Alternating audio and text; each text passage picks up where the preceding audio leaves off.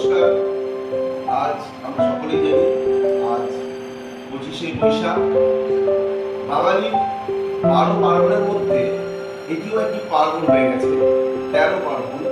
25শে বৈশাখ কবিগুরুর জন্মদিন। যদিও গত কয়েকদিনের খবর দেশ যেরকম পরিস্থিতির মধ্যে দিয়ে যাচ্ছে, যুদ্ধের আবহ, ভারত পাকিস্তানের গুলিবর্ষণ, সারা রাত সৈন্যবাহিনীরা অতন্ত্র প্রহরার মধ্যে দিয়ে আমাদের দেশবাসীকে রক্ষা করছে। সেই রকম পরিস্থিতিতে আজকে আমরা স্মরণ করছি বিশ্বকবি। আমরা প্রথমেই এই অনুষ্ঠানের শুরুতে আমরা একটি সঙ্গীত পরিবেশন করব সবাই মিলে, এবং সেই সঙ্গীতের মাধ্যমে আমরা দেশ তথা সৈন্যবাহিনী তথা যারা শহীদ হয়েছে প্রত্যেককে আমরা বিশ্বকবির ভাষায়, কবিগুরুর ভাষায় আমরা সম্মান করি। আসুন আমরা সবাই মিলে আগুনের পরশ মনে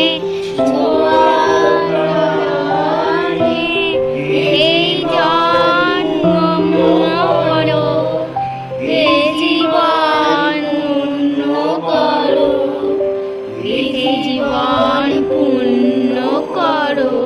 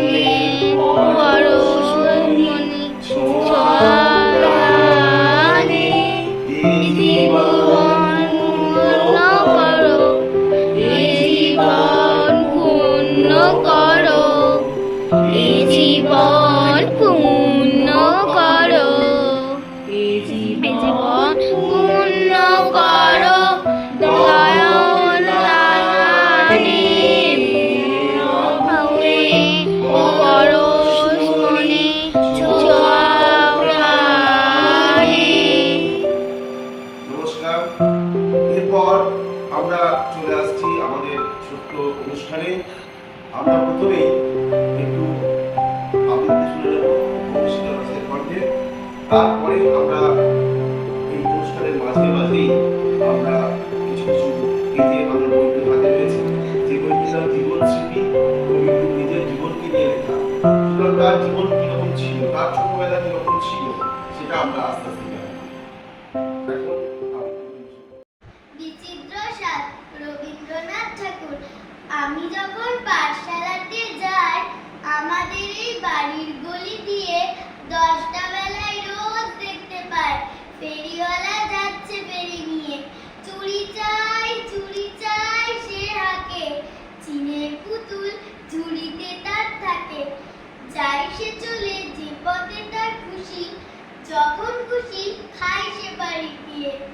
10টা বাজে, 10:30 বাজে, নেই কো তারা, হয় বা পাছে দেরি। ইচ্ছে করে সেলেট ফেলে দিয়ে অমনি করে বেড়ায় নিয়ে ফেরি। আমি যখন হাতে মেখে কালি ঘরে ফিরি 4:30 বাজে। কোদাল নিয়ে মাটি কোপায় মালি বাবুদের ওই ফুল বাগানের মাঝে। কেউ তো তারে মানা নাহি করে, কোদাল পাছে পড়ে পায়ের পারে। মা তারে তো পরায় না সব জামা, ধুয়ে দিতে চাই না ধুলো বালি। ইচ্ছে করে আমি হতেম যদি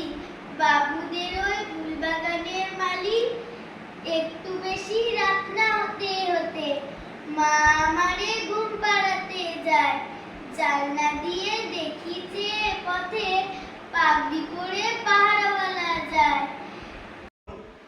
একটি আবৃত্তি পাঠ করে শোনাবে অমৃত কোনা।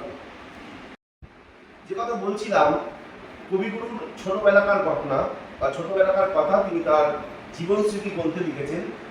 ঘর ও বাহির এই প্রবন্ধে উনি লিখছেন, আমাদের শিশুকালে ভোগ বিলাসের আয়োজন ছিল না বলিলেই হয়। মোটের উপরে তখনকার জীবনযাত্রা এখনকার চেয়ে অনেক বেশি সাদাসিধে ছিল। তখনকার কালের ভদ্রলোকের মান রক্ষার উপকরণ দেখিলে এখনকার কাল লজ্জায় তাহার সঙ্গে সকল প্রকার সম্বন্ধ অস্বীকার করিতে চাইবে। এই তো তখনকার কালের বিশেষত্ব। তাহার পরে আবার বিশেষভাবে আমাদের বাড়িতে ছেলেদের প্রতি অত্যন্ত বেশি দৃষ্টি দেবার উৎপাত একেবারেই ছিল না। আসলে আদর করা ব্যাপারটা অভিভাবকদের বিনোদনের জন্য, ছেলেদের পক্ষে এমন বালাই আর নাই। আমরা ছিলাম চাকরদের শাসনের অধীন। নিজেদের কর্তব্যকে স্মরণ করিয়া লইবার জন্য তাহারা আমাদের নড়াচড়া এক প্রকার বন্ধই করিয়া দিয়েছিলেন। সেদিকে বন্ধন যতই কঠিন থাক, অনাদর একটা মস্ত স্বাধীনতা, সেই স্বাধীনতায় আমাদের মন ছিল মুক্ত। খাওয়ানো পড়ানো সাজানো গোছানোর দ্বারা আমাদের চিত্তকে চারিদিক হইতে একেবারে ঠাসিয়া ধরা হয় নাই। আমাদের আহারে শৌখিনতার গন্ধও ছিল না। কাপড় চোপড় এতই যৎসামান্য ছিল যে এখনকার ছেলের পক্ষে তাহার তালিকা ধরিলে সম্মানহানির আশঙ্কা আছে। এরপর আরেকটু অন্যদিকে চলে যাচ্ছি। যখন কবিগুরু রবীন্দ্রনাথ ঠাকুর নিজে নিজে কবিতা লিখতে শুরু করছেন, অর্থাৎ প্রায় 8 বছর বয়সে, অর্থাৎ এখনকার দিনে মোটামুটি ক্লাস 4-এ বা 3-4-এ একটি বাচ্চা যখন কবিতা লেখে, তখন সে কিভাবে কবিতাটা লিখেছিল সেটা আমি তোমাদের শোনাচ্ছি। তিনি যেখানে থাকতেন তার সামনে ছিল একটি পুষ্করিণী। পুষ্করিণী মানে তোমরা সবাই জানো, পুকুর। তিনি লিখছেন, পুষ্করিণী নির্জন হইয়া গেলে সেই বট গাছের তলাটা আমার সমস্ত মনকে অধিকার করিয়া লইত। তাহার গুলির চারিধারে অনেকগুলি ঝুড়ি নামিয়া একটা অন্ধকারময় জটিলতার সৃষ্টি করিয়াছিল। সেই কুহকের মধ্যে বিশ্বের সেই একটা অস্পষ্ট কোণে যেন ভ্রম ক্রমে বিশ্বের নিয়ম ঠেকিয়া গেছে। আজও দিনের আলোর মাঝখানে সেটা রহিয়া গেছে। মনের চক্ষে সেখানে যে কাহাদের দেখিতাম এবং তাহাদের ক্রিয়াকলাপ যে কিরকম, আজ তাহা স্পষ্ট ভাষায় বলা অসম্ভব। এই বটকেই উদ্দেশ্য করিয়া একদিন লিখিয়াছিলাম, নিশি দিশি দাঁড়িয়া আছো, মাথায় লয়ে জট, ছোট ছেলে কি মনে কি পড়ে, ওগো প্রাচীন বট। এইভাবেই তার কবিতা লেখা শুরু। এখন আরো কিছু আমরা ইনফরমেশন তথ্য দেব অবশ্যই, কিন্তু তার আগে আমরা দেখে নেব একটি নৃত্য পরিবেশন করবে অনুরাক্ষী কুণ্ডু।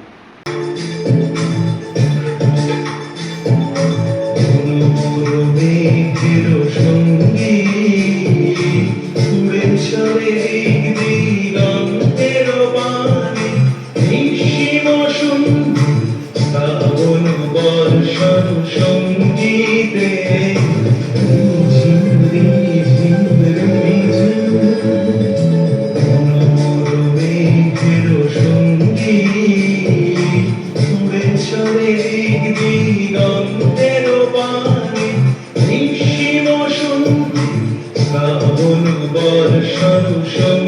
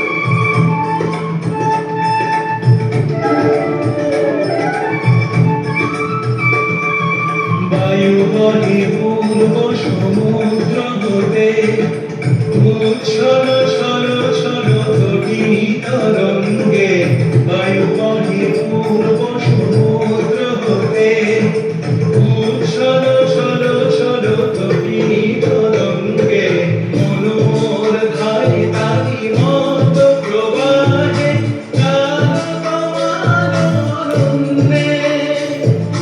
মনোর ধারে তারি মত প্রবাহে, গান তোমার আনন্দে।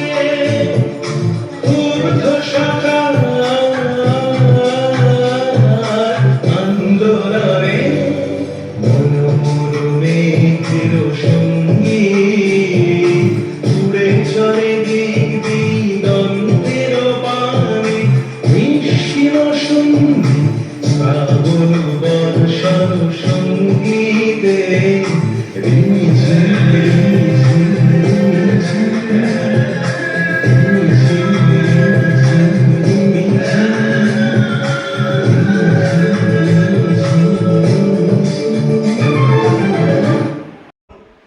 একটি আবৃত্তি পাঠ করে শোনাবে অমৃত কোনা।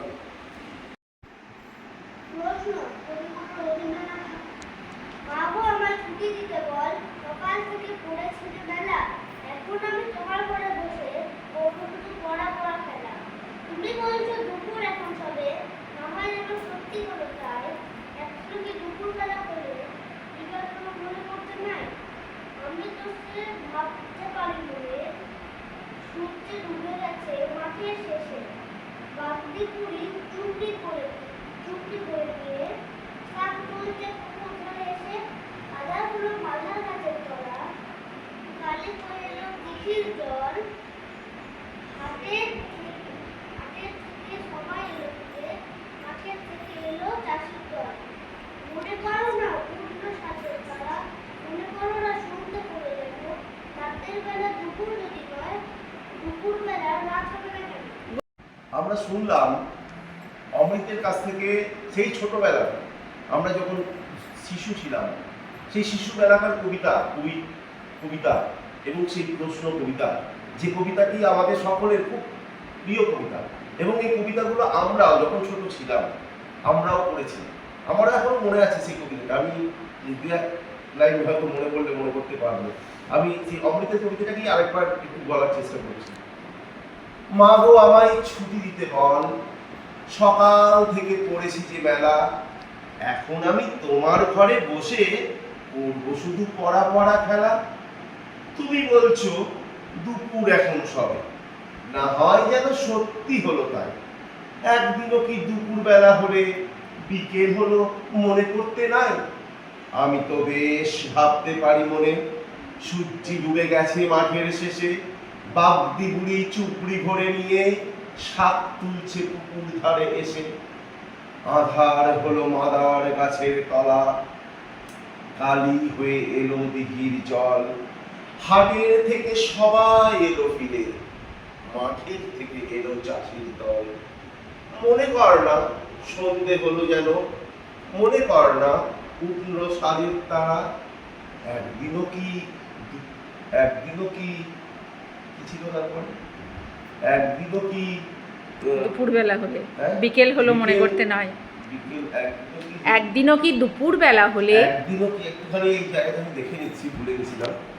একদিন মনে কর না সন্ধে হলো যেন, রাতের বেলা দুপুর যদি হয়, দুপুর বেলা রাত হবে না কেন। এই যে প্রশ্ন, এই প্রশ্ন আমাদের সকল শিশুদেরই প্রশ্ন। যারা বইয়ের বোঝায় ক্লান্ত, তাদেরকে আমরা সুযোগ দিতে পারি না। সেই কবিও একসময় সেই অভাব অনুভব করেছিলেন বলেই তিনি এই কবিতাটি লিখেছিলেন। এখন আমরা একটি আবৃত্তির সাথে সাথে নৃত্য দেখব, দ্বৈত নৃত্য।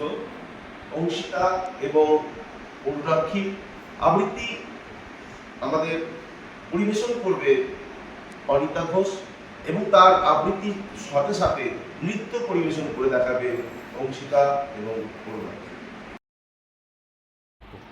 আমাদের ছোট নদী চলে বাঁকে বাঁকে, বৈশাখ মাসে তার হাঁটু জল থাকে।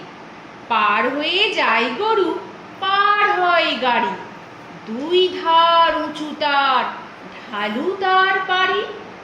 চিকচিক করে বালি, কোথা নাই কাদা, এক ধারে কাশ বন, ফুলে ফুলে সাদা।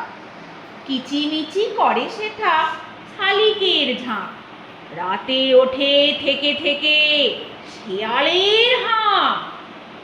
আর পারে আমবন তালবন চলে, গাঁয়ের বামুন পাড়া তারই ছায়া তলে। তীরে তীরে ছেলে মেয়ে নাইবার কালে, গামছায় জল ভরি গায়ে তারা ঢালে। সকালে বিকালে কভু নাওয়া হলে পরে, আঁচলে ছাঁকিয়া তারা ছোট মাছ ধরে। বালি দিয়ে মাঝে থালা ঘটিগুলি মাঝে, বধূরা কাপড় কেচে যায় গৃহ কাজে। আষাঢ়ে বাদল নামে নদী ভর ভর, মাতিয়া ছুটিয়া চলে ধারা খরতর। মহাবেগে কল কল কোলাহল ওঠে, ঘোলা জলে পাঁকগুলি ঘুরে ঘুরে ছোটে। দুই কূলে বনে বনে পড়ে যায় সারা, বড়সার উৎসবে জেগে ওঠে পাড়া।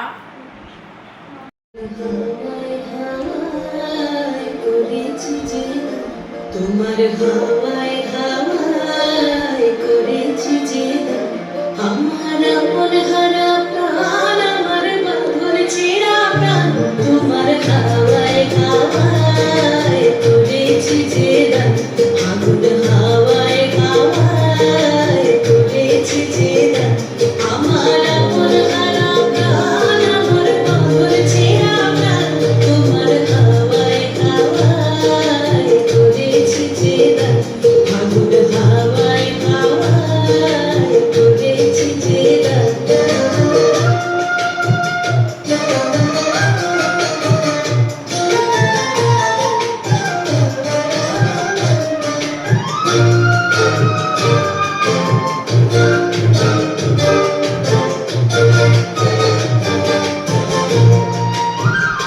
তোমার রসকে কিংসুকে,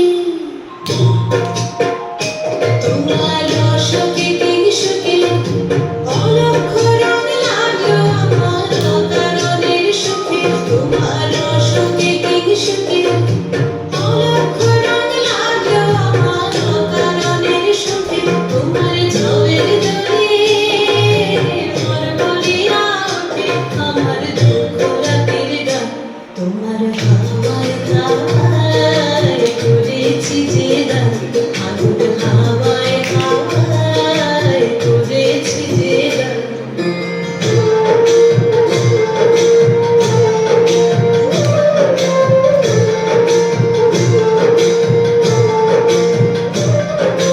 পূর্ণিমা সন্ধ্যায় তোমার রজনীগন্ধায়, রূপসাগরের পাড়ের পনে উদাসী মন্ধায়।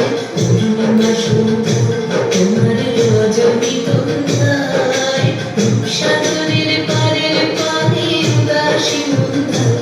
তোমার প্রজাপতির পাখা, তোমার প্রজাপতির পাখা আমার আকাশ জামা মুগ্ধ চোখের রঙের সকল পাখা। তোমার প্রজাপতির পাখা